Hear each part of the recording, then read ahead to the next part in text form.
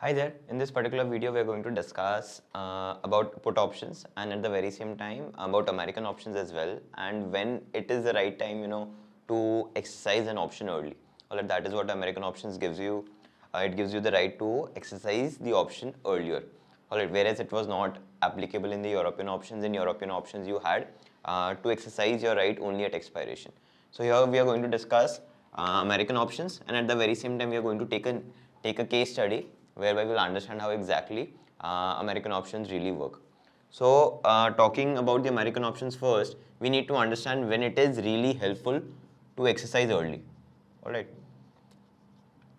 Because American options at the end of the day gives you this particular right, and we need to understand in the case of call and put options when it is really helpful to exercise early. So say for example, if we are talking about call options, in the case of call options, if the company is about to announce dividend, all right, so what dividends actually do, they reduce the share price. And as we know, as the share price gets reduced, the value of the call option also gets reduced. Alright, that is pretty simple to understand. If the stock price goes down, the value of the call option also goes down. Alright, this is something that we have studied. So what we can do here for call options is, as soon as the stock is going to go ex-dividend, as soon as the price of the stock is going to go down, just before that, what we can do is we can exercise our right to buy the particular stock under the call option. So that would really help you out to figure out, or that would really help you to gain that extra money since you are exercising early. So that is one case, and the second case is for put options when the put options are deep in the money. All right. Say for example, the exercise price is $20 and the current stock price has already gone down to $1. And you still have about 2 months to go. Alright. In this case, the scope for the stock to go down and to create value for the put option owners is very minimal. Alright, so you cannot really expect the stock to go down even further. Alright, you say even if it goes down, it can go down to as below as $0.2 or $0.3. But from here, the probability for the stock to rise is there, alright, but for it to go down is very minimal. So what we need to understand here is when the stock is deep in the money. Here the stock is deep in the money, the put option is deep in the money. It is already having an exercise value of about $19.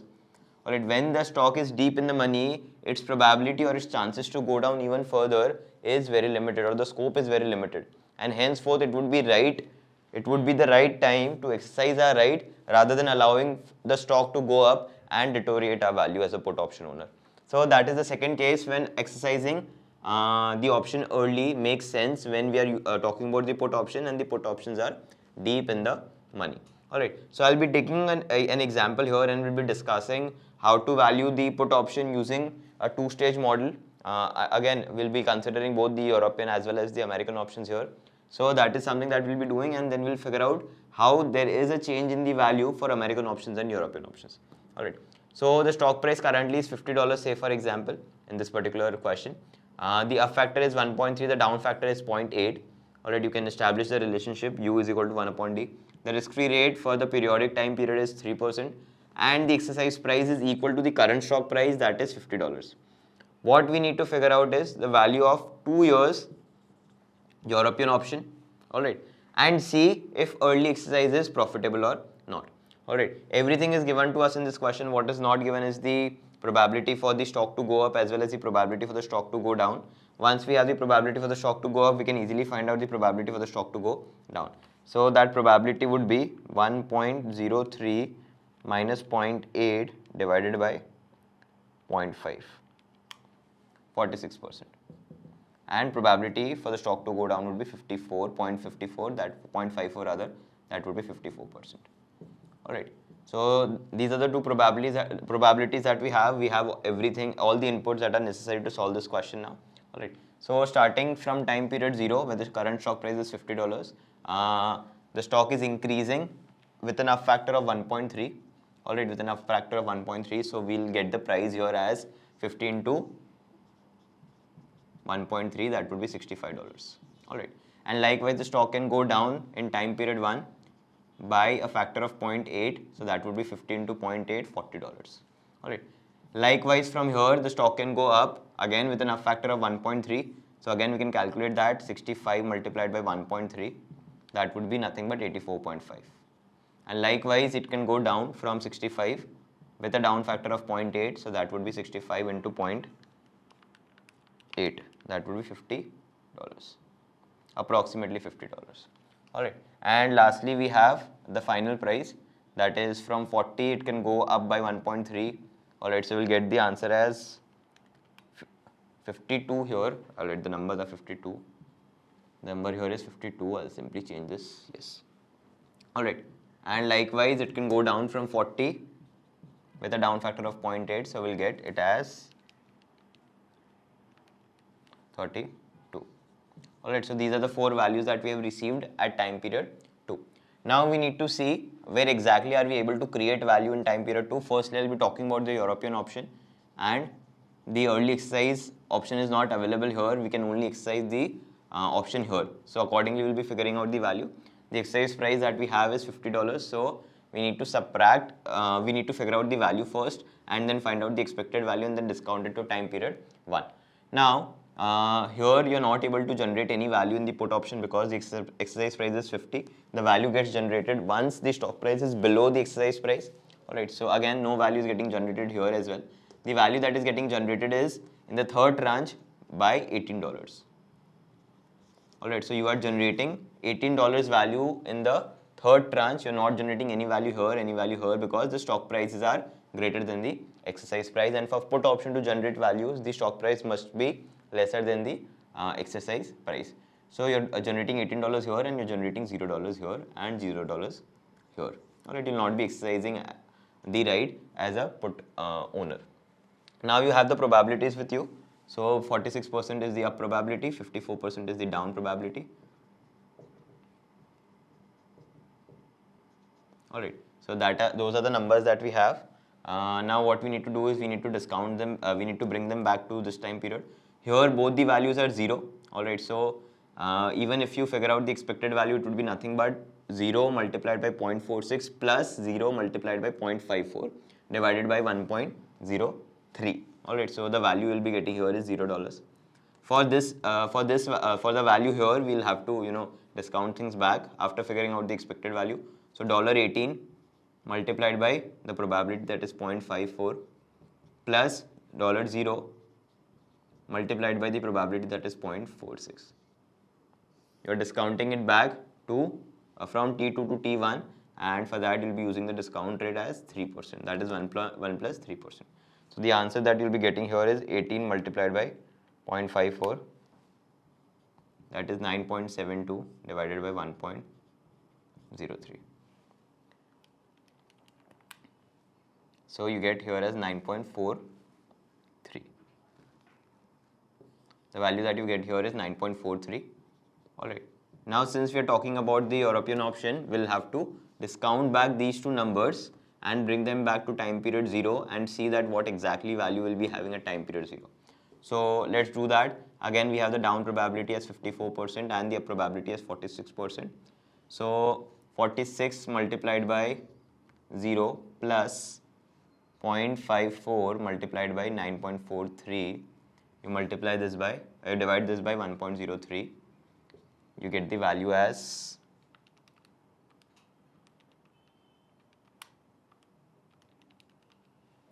4.94. Approximately it is 4.95. Alright, so this is the value that you're getting for the put option at time period 0. So the the put option owner would be paying an amount of 4.95 to get the particular right to sell the asset. Alright, so that is in the case of European option, where he'll only have the right to sell the stock at time period 2 and he'll not have the right at time period 1. So this is something that we have sorted out. Now what we need to understand is, what if it were an American option, or what if early exercise was possible. Alright, what if the early exercise was profitable? So for time period 2, the value has already been calculated. We have calculated the values at different tranches. It is 0, 0 and $18. For time period 1, what we need to do is, this is something that is important and you need to see. So the value that we have gotten after discounting is $0, and this particular value that we have gotten after discounting needs to be compared with the value that we would have given that we would exercise the put option here. So say for example, the stock price is $65 here, alright, and the exercise price is 50 here, alright. So is there any value that is getting generated given that you are exercising here? No. So the value would be 0, alright, it would remain 0 for both the cases. Again, likewise, we need to do it for this particular tranche as well. So 9.43 is the value that you've gotten after discounting these numbers, after figuring out the expected value and discounting and bringing them back to time period 1. Now what you need to do is you need to compare this 9.43 value with the put option value that you generate here. So you have the stock price as $40 here with an exercise price of $50, which means that as a put call owner you would be generating a value of $10. Alright, how am I calculating this $10? 50 minus 40. Alright, that is how you calculate the value of, or that is how you calculate the payoff in a put option. That is, you subtract the stock price from the exercise price. That is nothing but $10 and this is nothing but 9.43. Now what we need to do is we need to compare both these values and see which one is greater. So definitely early exercise at time period 1, which is generating a value of $10, is profitable compared to waiting till time period 2 and then figuring out what value you would get. Alright, so rather than going with 9.43 as we did in the previous case, what we are going to do is we'll go with the $10 that we have figured out here. Alright, so the maximum of these two numbers is what we have to consider. Of what two numbers? Number 1, the value that you would generate given that you are exercising it right away, and number 2, the value that you would generate after discounting it from T2. Alright, so that is exactly how you work out things. So you've gotten $10 here, the value is 0 here. Alright, the maximum of these two numbers is 0 only, so it would remain 0. Now we'll see how much, what would be the value of the put option given that we are considering this early exercise. Alright, so we'll be using this $10. Again, the probability to have this $10 is 0.54 plus the value remains 0 there, so nothing to do there, divided by the discounted, that is 1.03. So 10 into 0.54 divided by 1.03, that is 5.24. Alright, that is 5.24. So previously the value that we had gotten was 4.95. Now the value that we have received is 5.24 in the case of early exercise. This was a case where we were not considering early exercise, and this is the case where we are considering early exercise. Alright, so here American options might have a greater value because we can see that the early exercise is a little profitable.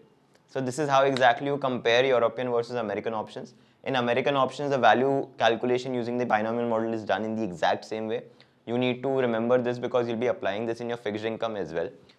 What you're doing is you're calculating the values here, figuring out the expected values and discounting it to time period 1, and then again discounting it to time period 2 after figuring out the expected value. That is something that you generally do for European options, but in the case of American options, you need to make a small comparison. And now what exactly that comparison is, once you figure out the values and you figure out the expected value and bring them back after discounting to time period 1, you need to see if any greater value is getting generated at time period 1 or not. So as we checked here, the value was 0 after discounting, and the value at time period 1 was also 0. But in this particular case, after discounting from time period 2 to time period 1, the value was 9.43. But if you would have discounted it right, if you would have considered the share price here itself and would have witnessed the value, you would have seen the value would be $10. And now what you need to do is you need to compare these two numbers and see which one is greater. Alright, so $10 is definitely greater. So now you'll start using the $10 to figure out the expected value, that is 0.54 into 10 plus 0.46 into 0, and then discount it back and bring back to time period 0. So that is why there is a difference in the value of American as well and the European option. And this is something that you need to look out for and see how to exactly value any particular option, whether it could be European or could be American, using the binomial model. Alright, so I'm hoping this is something that was interesting and you were able to relate it as well. So in case if you have any queries relating to American options or European options, please feel to reach out. The 2 points when American options are profitable are these two. Alright, so make sure that you remember these because this is something that we are carrying it forward from our level 1. Alright, when we have a dividend paying stock, on those occasions, call options become a better choice. early exercise of call option becomes a better choice, that is American options become a better choice. And we have, if we have deep in the money put options, again at those point in times, American put options become a better choice. Alright, thank you.